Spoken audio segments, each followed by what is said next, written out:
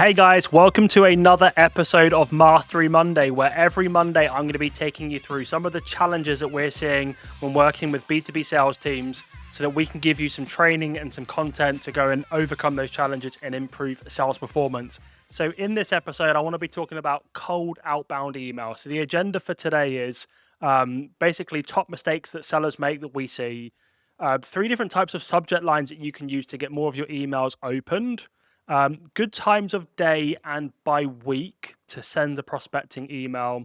And we're seeing this in some of the data. First email framework that you can use. I'm going to give you an example just to bring it to life.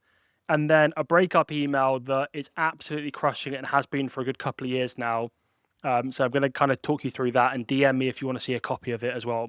Okay, but the thing is that we're seeing is so many reps are relying on automation, right? When it comes to AI, I think we've done the typical mistake in sales like we did back in 2017 when Outreach and Sales Loft kind of went to market more aggressively, is we saw it as an opportunity just to send more of the same stuff. And AI and more automation that's available is allowing us to do that. So one of the things that I think we can overcome that with is by using AI to send better quality outreach. Okay. AI should be enabling our sellers to be able to send better quality sales execution and sales messaging and run a sales process more effectively. Okay. We're seeing it with some of our emails and some of our LinkedIn messages. Our customers are seeing it as well 10, 15, 20% reply rates when you get this right. So let's jump into a couple of things here. Top mistakes I'm seeing is a lot of reps are trying to send an email with under 50 words.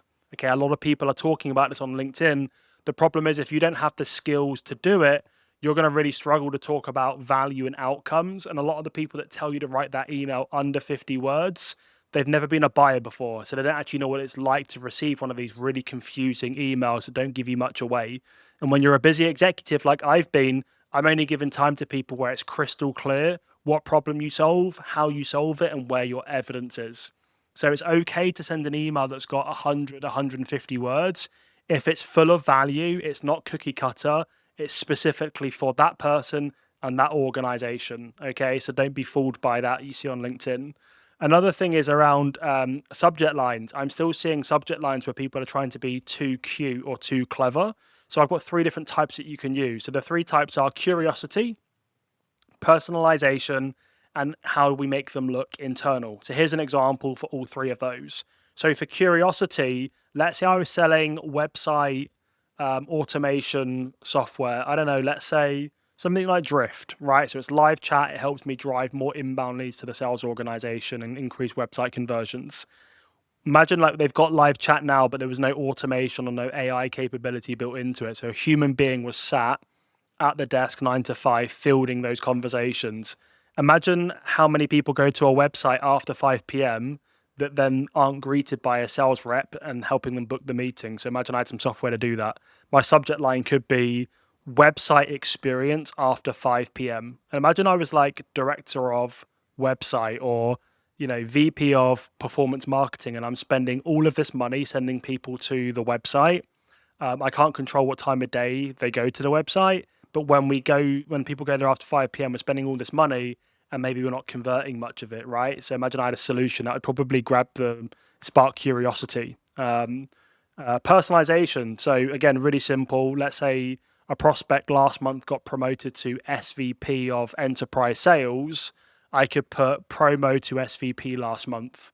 That's personalized. Like it's probably pretty hard for me to spam that out to a massive database for it to be accurate. So again, that's going to grab their attention in a busy inbox.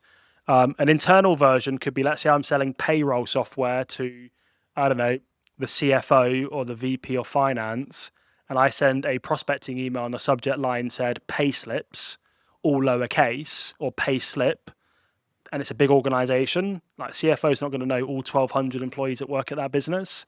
So it will look internal. So they might open it, right? And then if I've got a really strong hook, it's not to trick them, but it's to grab their attention and then talk about how we can overcome challenges when it comes to pay slips and payroll, for example. Okay, so 3 different types of subject lines that you can use. We're seeing all 3 of them work effectively across our customers. There's no like special one to use. I think experiment and see what works best for you. Okay, next bit I want to talk to you about is good times of day or week to send a prospecting email. So a lot of the time you just have it set up in your sequence. And I think when you set up your sequence, it probably asks you, like it does with most, what time of day do you want to send this? And most of the time we default to our office hours, right? So 9 to 5.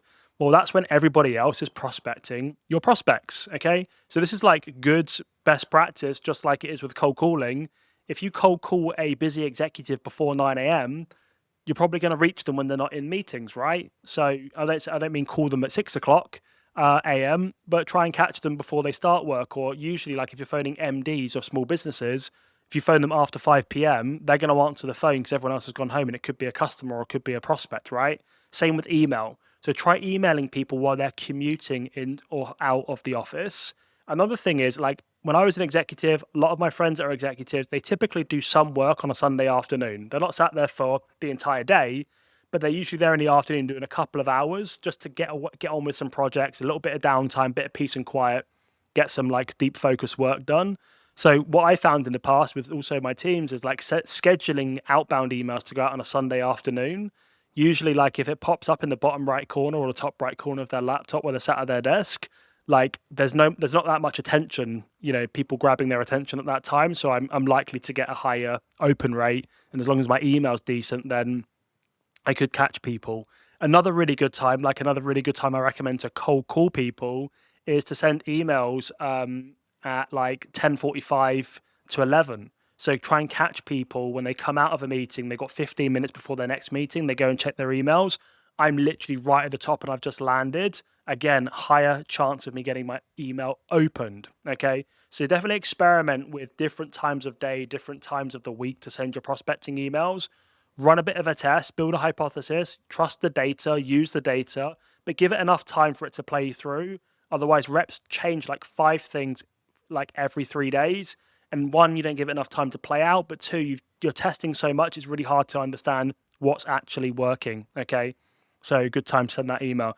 Cool. So just before we wrap here, I've got 2 other things I want to talk to you about. What does a really good first outbound email look like in terms of structure? And I'll give you an example. And also like a good breakup email or a final email that we can send to, grab some people's attention. Okay. So, and by the way, like if you want these templates and things like that, go to my profile. We've got this free prospecting course. You can get all of these and so much more, like cold call training and things like that in there as well. Okay. So there's basically 4 key kind of components to an email framework on that first outbound email. Okay. So the first is observation. The second is planting pain. The third is storytelling. And the fourth is call to action. Okay. So when it comes to observation, this is usually the really time-consuming part that most people skip because it takes time. But unfortunately, the hard work gets us paid big bucks. People that cut corners and skip this thing usually send cookie-cutter prospecting emails or cookie-cutter LinkedIn messages, and it doesn't grab their attention because it's not specifically for me, and people typically moved on. Now, what I'm not saying is you need to send an email that says, "Hey, James, I noticed you like Formula One. Do you want to buy some cybersecurity software?" It has to be relevant, it has to be connected to the problem, but make sure you're using some kind of observation. Okay, and again, I'm going to give you an example shortly. Then we want to talk about a problem. I want to plant a problem with the root cause and ultimately call out why they can't solve the problem. And then I want to lean into a story. How do I solve the problem and what's my evidence of solving the problem? And then what's my call to action? So here's a really simple example. Let's say I'm selling sales training to a VP of sales. And let's say I notice that the sales organization has grown 30% in the last 6 months. They've made 4 new hires. I can see that the team's now 9 sales reps and only 1 sales manager. So that manager's probably busy running around, joining calls with their sales reps, doing cross-functional conversations. If they're a VP of sales, they're probably doing some executive, responsibilities and things like that, recruiting, onboarding, performance management. Usually one of the things that takes a back seat is training and coaching. Okay, so one of the things I might call out in the email is like subject line could be one of their new hires, Steve Smith. Okay, and in that I'm going to say subject line Steve Smith. Hey, Sarah, saw you hired Steve Smith and 3 other reps this quarter. Observation. Sales leaders tell me that their reps have major skill gaps impacting target attainment, but leaders don't have the time to train and coach their reps. So problem is reps have got major skill gaps. The impact of that problem is target attainment issues. And then the reason that they can't solve it is they're just too busy. They're running around like, headless chickens, and they're not able to solve the problem.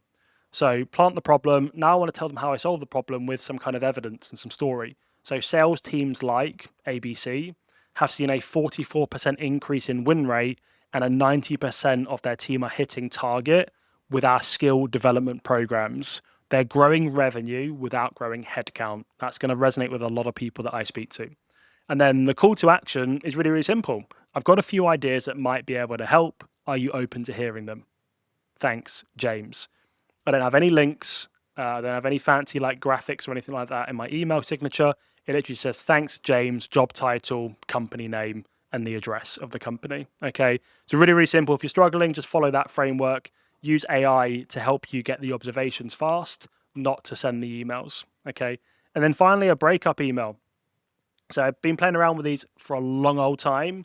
One of the things that worked really, really well when I was selling HR tech to VPs of HR is I found this, like, I googled like billboard advert, and I found this like really great image of like a billboard that was plain, like on a hill at the side of the road. So we grabbed that image, and then we wrote the prospect's name on it with like some kind of value prop and a call to action. If you want to see what that looks like, drop me a DM and I'll show you a copy. I've also got loads of like reply evidence if you want like to see that as well. People like laughing emojis, yeah, let's take a meeting, or yeah, this really grabbed my attention, we're on the calendar, that kind of stuff. Like, be creative. Like, people are sending dead serious emails all the time. These people are just human beings. They have a laugh, and they've got a life. So yeah, just try and break it up a little bit. So yeah, try that, give it a go.